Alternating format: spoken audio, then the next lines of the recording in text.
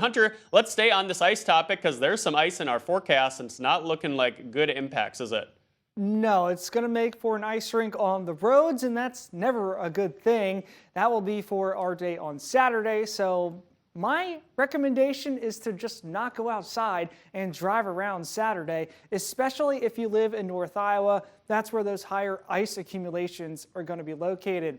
Right now in Charles City, 0 degrees, feeling like 15 below with those east winds around 8 miles per hour, holding on to just above freezing for many of us in North Iowa, extreme southern Minnesota. Now we're still at 4 below in Rochester, 2 below in Owatonna, feeling like the negative teens as you step out the door. So make sure you have all your skin covered. Don't leave any of it exposed because frostbite can set in a very short amount of time again this morning. We are holding on to those high temperatures in the mid-teens today in southeast Minnesota. Now some of us, maybe in North Iowa, could be climbing to the low 20s.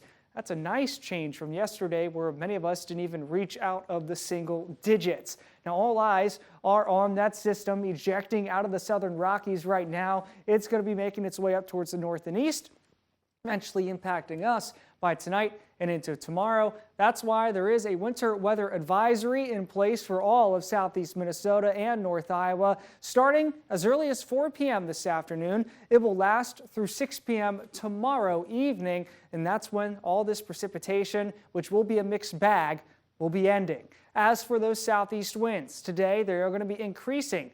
We're seeing gusts around maybe 25 miles per hour. That is going to allow us to see the potential for a very shallow layer of warm air above freezing air to set up right around 5,000 feet. You notice that 33-degree temperature reading there around midnight Saturday. Perfect example for freezing rain to come on in here and cause issues for everybody. It looks like it will stay at or slightly above freezing through early Saturday before we start to see those temperatures slowly tipping down right around 5,000 feet. And that's when we could see a changeover to maybe some snow by Saturday night. But before then, we have to deal with the ice. In North Iowa, including Mason City, Garner, New Hampton, Charles City, you have a high chance of seeing ice accumulations over 1/10 of an inch. Some model data wants to bring in around 1/4 of an inch of ice accretion to your location. So this is a perfect example of just don't drive. It's going to be impossible. With any ice accumulation, it becomes near impossible because it's just an ice skating rink on the roads, and everybody in southeast Minnesota and North Iowa has a chance of at least seeing a glaze. So this is my advice to you, is to just not go outside Saturday.